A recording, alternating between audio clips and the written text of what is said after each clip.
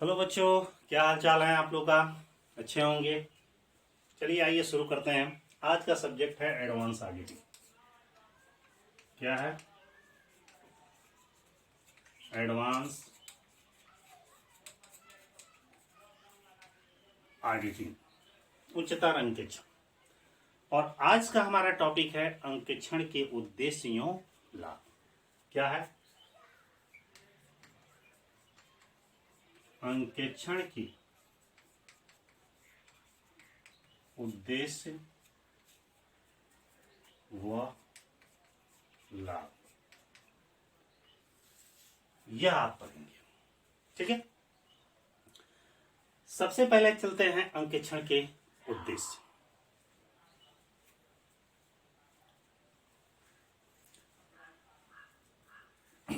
चलिए यहां से शुरू करते हैं। अंकेक्षण के उद्देश्य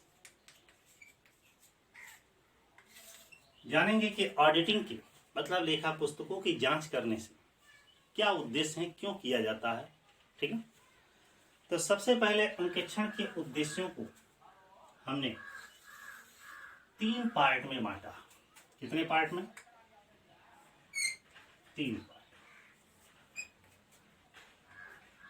ठीक है, पहला पार्ट है इसका मुख्य उद्देश्य। ये इसका है मुख्य उद्देश्य। मुख्य उद्देश्य के बाद से दूसरा पार्ट इसका आता है सहायक उद्देश्य। सहायक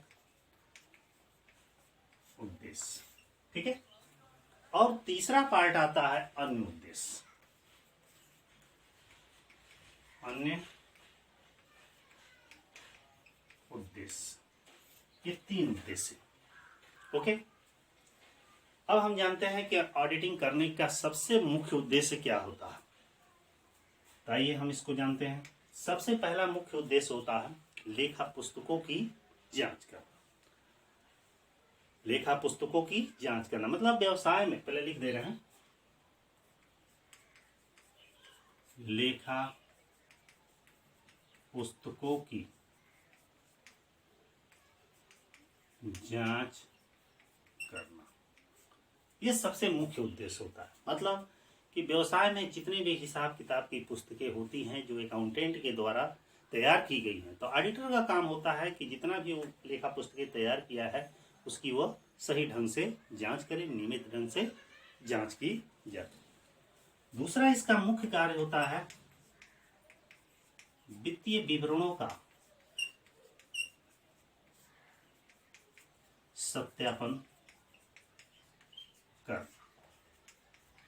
वित्तीय विवरणों का सत्यापन करने का मतलब ये होता है कि फाइनल अकाउंट, बैलेंस शीट, जिसमें ट्रेडिंग, प्रॉफिट एंड लॉस और बैलेंस शीट तीनों आते हैं, अंतिम खाते, इसका वेरिफिकेशन करना। मतलब कि जो हमारा बैलेंस शीट तैयार किया गया है वो हिसाब किताब की बहियों के अनुरूप है या नहीं, इस चीज की सत्यापन करना रहता है, जांच करना।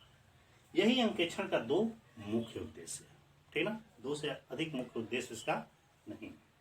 ओके, अब बारी आती है सहायक उद्देश्य। ठीक है, सहायक उद्देश्य में पहला उद्देश्य होता है अशुद्धियों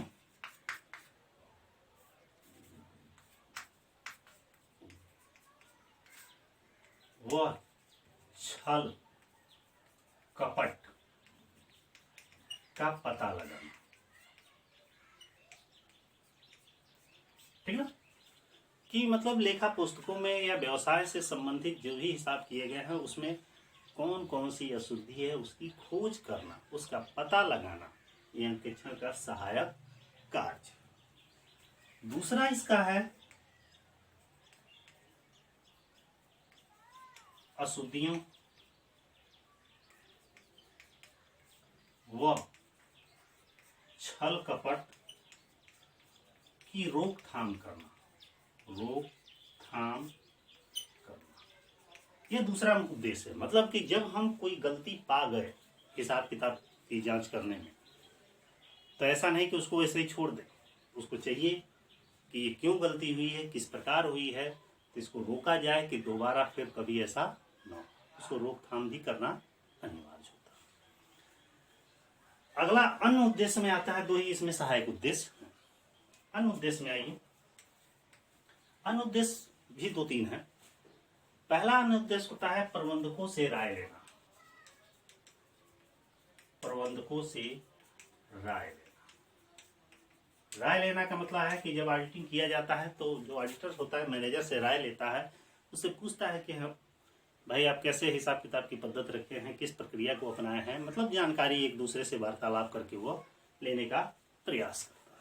अगला है दूसरा है कर्मचारियों पर नैतिक प्रभाव डालना। नैतिक प्रभाव डालना मतलब जब अंकेक्षण का कार्य होता है तो कर्मचारियों पर नैतिक प्रभाव पड़ता है, उसके ऊपर प्रेशर पड़ता है, उनके ऊपर डर रहता है कि ऑडिटर आ रहा है, जांच करेगा, कहीं कोई गलती न करे कि पकड़ेगा, तो उन पर नैतिक प्रभाव पड़ता है। और लास्ट तीसरा है अधिनियमों की पूर्ति।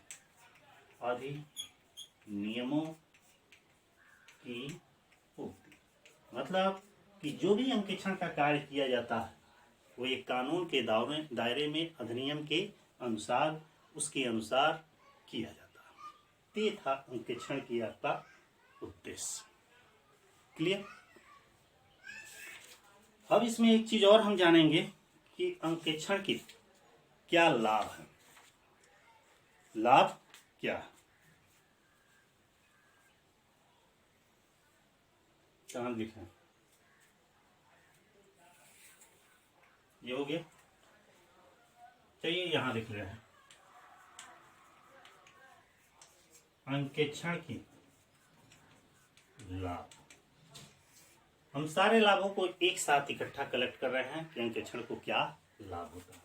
मतलब किसी संस्था में ऑडिटिंग कराने से, मान लीजिए आप ही की कंपनी कोई कारोबार, व्यवसाय, संस्था, फर्म है, तो आप चाहेंगे कि अपना हिसाब किताब जाने, और हिसाब किताब जानने के लिए किसी योग्य व्यक्ति को आप नियुक्त करेंगे जो ऑडिटिंग का काम करेगा, जिससे आपको व्यवसाय की वास्तविकता की जानकारी होगी। तो इस कार्य को करने से हमें क्या लाभ होता है, ऑडिटिंग करने से क्या लाभ होता है?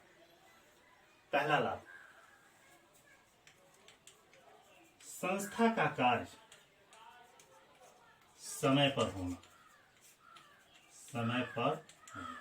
जब संस्था में मालूम है कि ऑडिटिंग होता है, हमेशा जांच होता है, तो उसका कार्य नियमित रूप से सही समय पर एकदम टाइम टू टाइम होता रहे। दूसरा,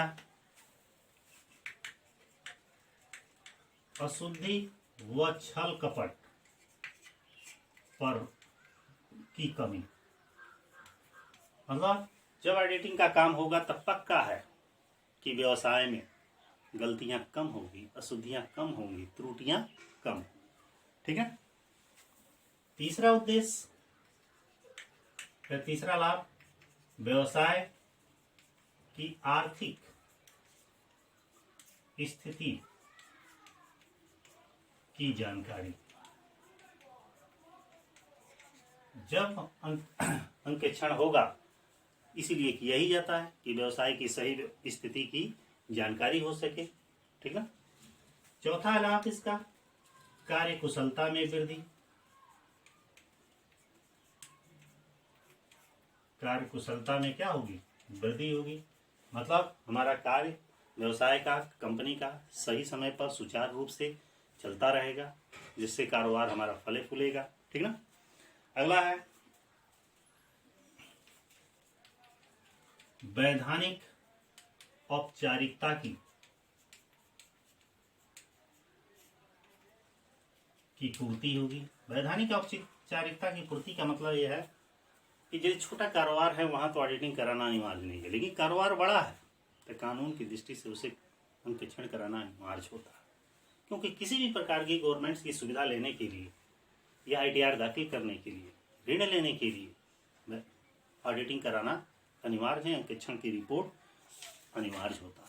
अगला, जो ऑडिटिंग होता है यह कर निर्धारण में सहायक होता है। सहायक का मतलब टैक्स देने में ये सुविधाजनक होता है, ताकि हमें सही वास्तविक स्थिति की जानकारी हो जाती है। ऑडिटिंग कराने से और क्या होता है? व्यवसाय की ख्याति में वृद्धि होती है। बहुत सारे लाभ हैं।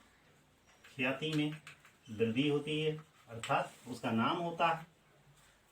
ठीक है, और क्या होता है, ऑडिटिंग कराने से विवादों को निपटाने में सहायक होता है। ठीक है, हर किसी प्रकार का विवाद उसी ऑडिटिंग के माध्यम से, हिसाब किताब की जांच के माध्यम से हो जाता है। और भी बहुत सारे लाभ होते हैं, जैसे